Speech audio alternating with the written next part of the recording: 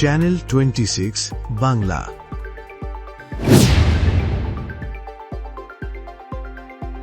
নেত্রকোনার বারহাট্টায় নির্বাচনী আচরণবিধি লঙ্ঘনের অভিযোগে জামায়াতে ইসলামের গোপন কম্বল বিতরণ কার্যক্রমে অভিযান চালিয়েছে প্রশাসন।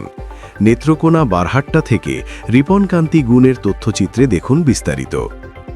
এ সময় ঘটনাস্থল থেকে ১৯টি কম্বল জব্দ করা হয়েছে এবং এক জামায়াত নেতাকে ৫,০০০ টাকা অর্থদণ্ড করা হয়েছে। গতকাল রাত 11:30টার দিকে উপজেলার আসমা ইউনিয়নের লাউফা গ্রামে এ ঘটনা ঘটে।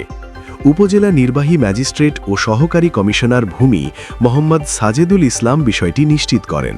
মূল ঘটনা যেটা যে ওনার যে ঘটনাটা এখানে হয়েছে এটা যেহেতু আমার সামনে উদ্ঘাটিত হয়েছে, আমি আসার পরেও এখানে পেয়েছি, সেক্ষেত্রে ওনাকে রাজনৈতিক দল ও প্রার্থী আচরণ বিধিমালা 2025-এর 4-1 ধারা লঙ্ঘন হয়েছে স্পষ্টত, এবং সেই অনুযায়ী 27-এর ক ধারা অনুযায়ী ওনাকে 5,000 টাকা জরিমানা করা হয়েছে এবং সেখানে যে বস্তু ব্যবহার করা হচ্ছিল কম্বল সেটা হচ্ছে জব্দ ঘোষণা করা হয়েছে।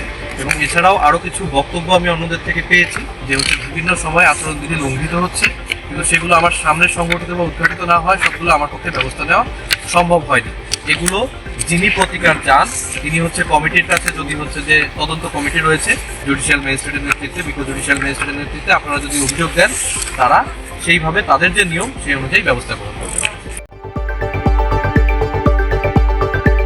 চ্যানেল 26 বাংলা।